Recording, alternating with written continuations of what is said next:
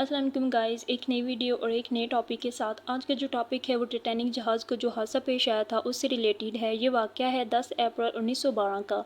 RMS ٹیٹینک جو اپنے وقت کا دنیا کا سب سے بڑا اور لگژری جہاز مانا جاتا تھا اپنا پہلا سفر شروع کرتا ہے۔ یہ جہاز اپنا پہلا سفر شروع کرتا ہے انگلینڈ کے شہر ساؤتھ ہمپٹن سے اور انہیں امریکہ نیو یارک جانا ہوتا ہے۔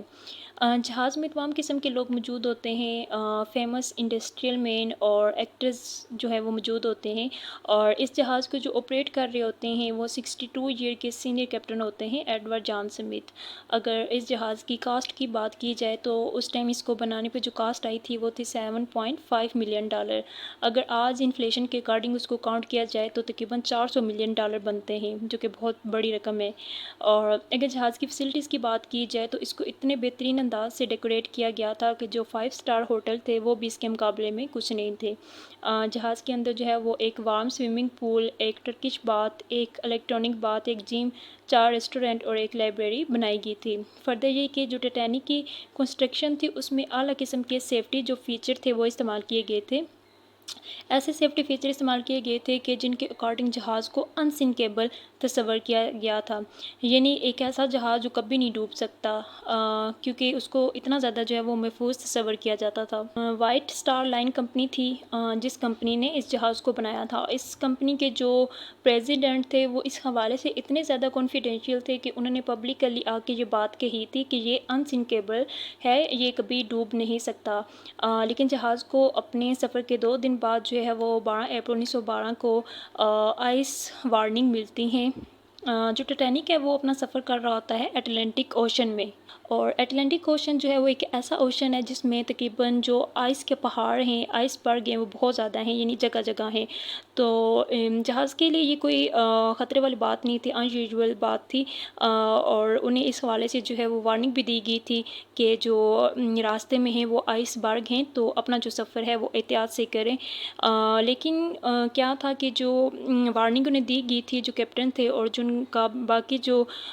ٹیم تھی انہوں نے اس چیز کو سیریس نہیں لیا، اور جو جہاز کی سپیڈ تھی انہوں نے کم نہیں کی، اور اس ٹائم جو جہاز کی سپیڈ تھی وہ تقریباً تھی 21.5 ناٹ، یعنی 40 کلومیٹر فی گھنٹہ کی رفتار سے جو ہے وہ جا رہا تھا۔ 2 دن بعد 14 اپریل 1912 کو جو ہے وہ مزید ٹیٹینک کو 7 جو ہے وہ آئس وارننگ دی جاتی ہیں، لیکن جو کیپٹن ہیں اور جو ان کا ٹیم ہوتی ہے وہ اس چیز کو اگنور کر دیتے ہیں، اس کو سیریس نہیں لیتے، اور نہ ہی جو جہاز کی جو سپیڈ ہوتی ہے وہ اس کو کنٹرول کرتے ہیں۔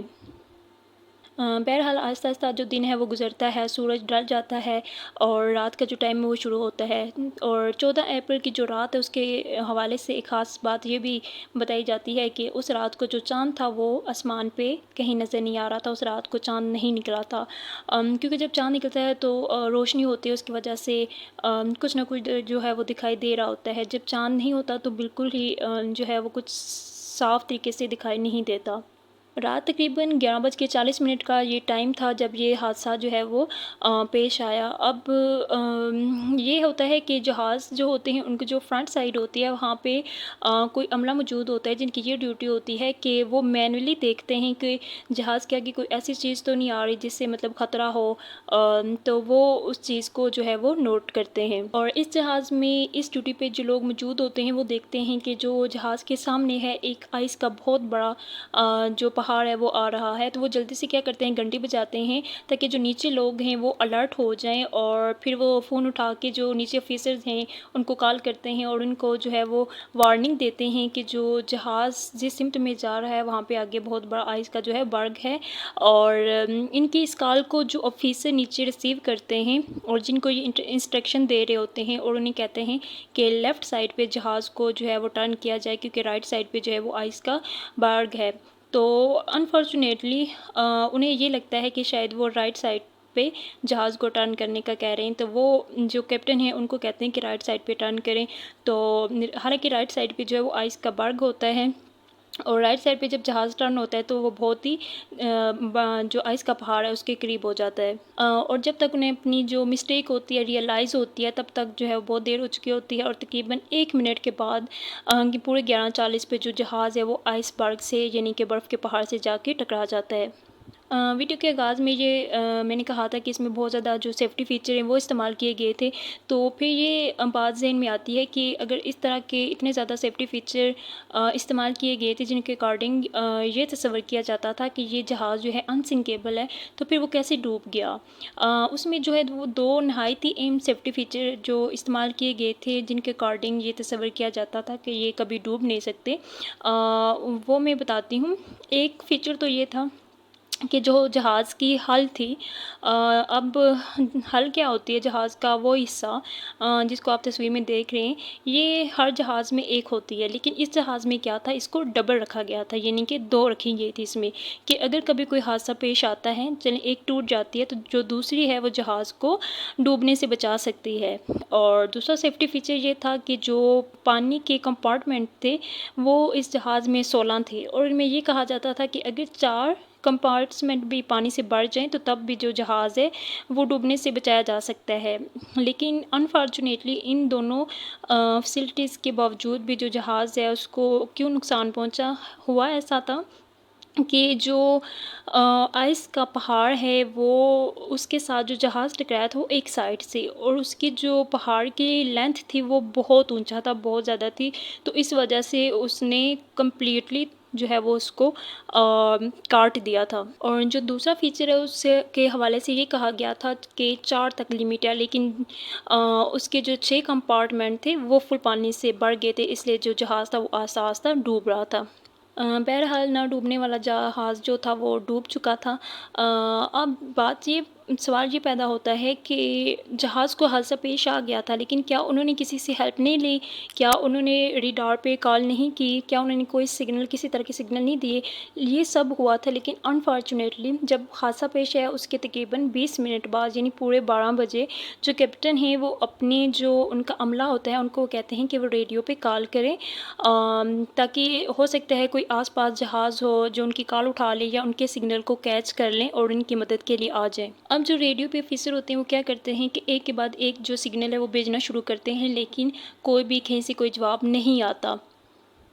اور پھر اس پوری کوشش کے تقریباً 20 منٹ بعد 12:20 پہ ایک جہاز ہوتا ہے RMS کارپیتھیا جس کا نام تھا، وہ تقریباً ٹیٹینک سے کوئی قریب موجود ہوتا ہے، یعنی کہ ایک صرف وہی جہاز ہوتا ہے جو تھوڑا سا ٹیٹینک کے قریب موجود ہوتا ہے، اور وہ انہیں سگنل کا کیچ کر لیتا ہے، اور ریڈیو پر جو ٹیٹینک کے آپریٹر ہوتے ہیں ان کو کال آتی ہے اور ان سے وہ بات کرتے ہیں، پھر وہ اپنے جہاز کا جو عملہ ہے ان کو جو ہے انسٹرکشن دیتے ہیں کہ وہ ٹیٹینک کی طرف